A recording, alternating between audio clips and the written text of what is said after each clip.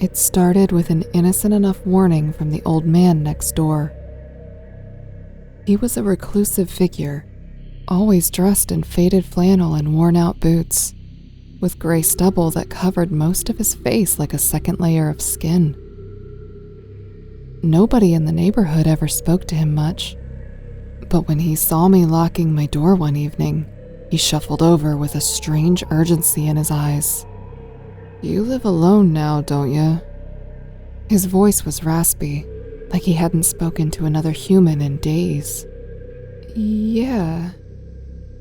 Why?" He leaned in close, his breath hot with the scent of whiskey. "You better count your windows twice every night before bed. Make sure they're all closed, all locked. If you don't, well, let's just say it ain't good." I chuckled awkwardly, unsure if he was joking or just drunk, and told him, "Sure, I'll do that." The old man's expression didn't change. "I'm serious, kid. Count them. Twice. Or they'll come in." I watched as he shuffled back to his house, a creeping unease settling in my gut. "They'll come in?" What did that even mean? But I shook it off as the ramblings of a lonely old man with a little too much time and liquor on his hands. That night, as I wandered around my house before bed, I found myself thinking about his strange warning. I stood in front of the first window in my bedroom and closed it tightly, then the one in the kitchen. After a second of hesitation, I moved through the house, checking each window carefully, just as he had suggested. One in the bathroom, two in the living room, each of them shut and locked. When I reached the last one in the hallway, I counted again in my head. 5 windows, all sealed. It felt ridiculous, but I did it anyway. Twice, just like he'd said. Nothing happened that night, of course, but over the next few days, I couldn't shake the feeling that something was off. I noticed subtle things.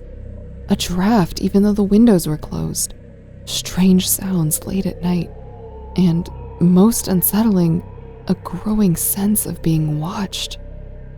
The next week, I came home late from work, exhausted, and forgot about the old man's warning.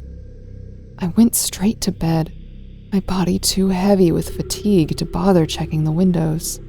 I didn't even think about it until the middle of the night, when I woke to a soft tapping sound.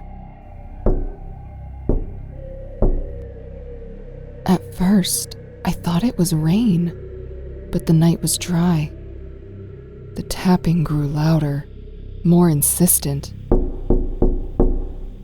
My heart began to race as I sat up in bed, listening. It was coming from the hallway window, the last one I'd always check. I hesitated, fear gripping me, but curiosity pulled me out of bed.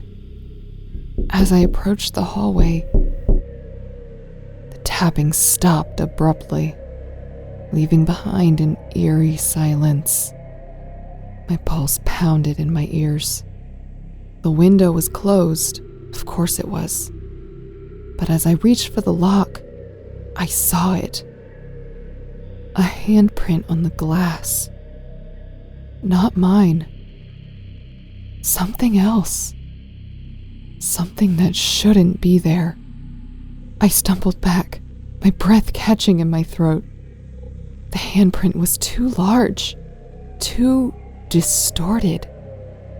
It pressed against the glass from the outside, as though something had been watching me. Frantic, I ran through the house, checking every window, counting them twice, just like the old man had warned. But the windows were all closed, all locked.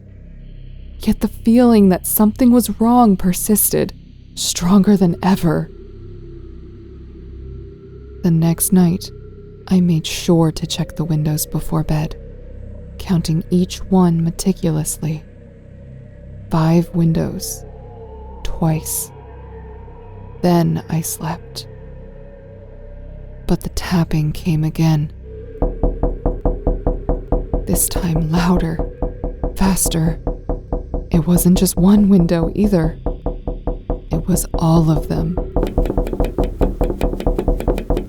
A frantic, rhythmic tapping from every room surrounding me. I leapt out of bed, my body trembling with fear. The windows, they were all shut, yet the tapping wouldn't stop. I backed into the center of the living room, cold sweat trickling down my spine, and that's when I saw it. The shadow moving just outside the glass. A figure, tall and lanky, with impossibly long limbs and a face that seemed to shift and warp under the dim moonlight. It pressed against the window, its grotesque face turning slowly toward me. Its eyes, if you could call them that, met mine, hollow and hungry. Tapping stopped, but the window began to creak. I don't know how long I stood there, frozen in terror, but eventually, the figure melted back into the darkness, leaving me shaken and breathless.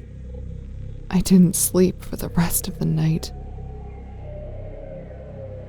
The next morning, I rushed to the old man's house, desperate for answers. But when I knocked, there was no response. The neighbor told me he'd passed away 3 days ago, right around the time the tapping started. Now I count my windows twice every night. I don't forget anymore. Because I know they're still out there, waiting. And if I slip up again, they'll come in.